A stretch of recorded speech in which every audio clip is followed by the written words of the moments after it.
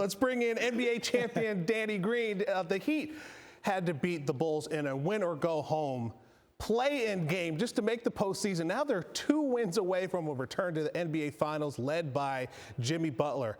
Danny, what makes him so special when the bright lights are on?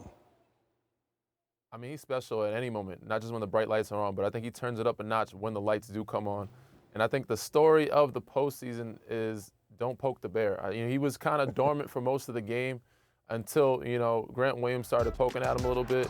Then he came alive. He started making some tough shots, big baskets. And the Boston lead from a double-digit lead went from, double digits to about 2 or 4. And the next, Miami's up 3. But the story tonight, I think obviously Jimmy plays well, and he always plays well in the playoffs.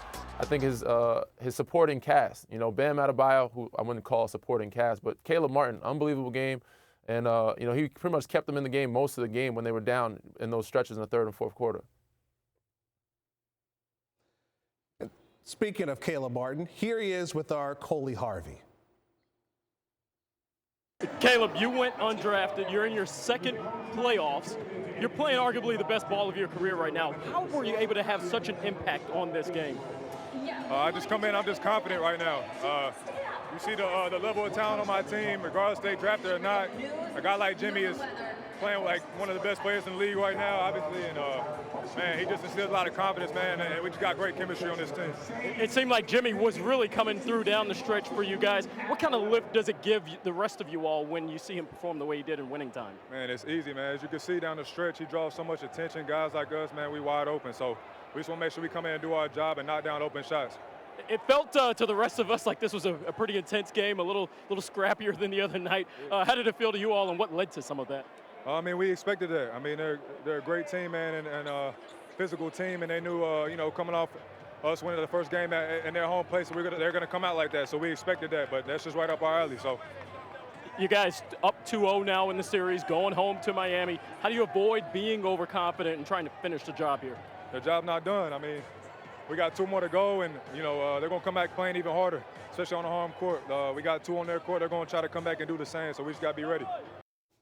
Danny, the Heat had 42 points off the bench, including the 25 from Caleb Martin, who was the team's 7th leading scorer. It's the year of the role player, Danny. How do these players keep going off?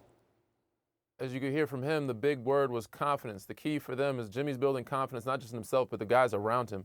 These guys are playing at an extremely high level since the first series against Milwaukee. You got guys like Kevin Love, Kyle Lowry giving you 15-plus points. Gabe Vincent icing the game with a step back, too. Max Strus, everybody's doing their part. Now, finally, Duncan Robinson's getting some playing time and getting a rhythm, and they're all, playing their role and playing their part because they have extreme confidence, not from just themselves, but from Jimmy and their coaching staff. And they're playing unbelievable basketball. You got to tip your hat off to Miami Heat. On the other side, the Boston Celtics, I'm not going to say that they're going to panic because they've been in championships type of situations before, but now they're down 0-2, and they had trouble with turnovers. How do the Celtics fix this when obviously you got a chance to go to the finals and you're still struggling with the basics? Yeah, there's a lot they have to fix. I think they just have to slow down a little bit, take better shots. Miami threw some zone at them a little bit here and there. They've worked well. They scored well against the zone. They need some other guys, to pick up their game and be more aggressive and play better offensively. Their best defense is their offense. So they need Jaylen Brown, Marcus Smart, some of those guys to step up and make some big baskets for them. Outside of that, man, I think this is panic mode for them, and this series is over, honestly, if you ask me. But they obviously are defending finals or Eastern Conference champions. They do have a chance anytime they step on the floor and win the game.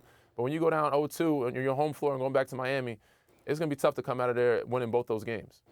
He's a 3-time champion, and we got him on SportsCenter. Danny Green, we appreciate you. Thank you.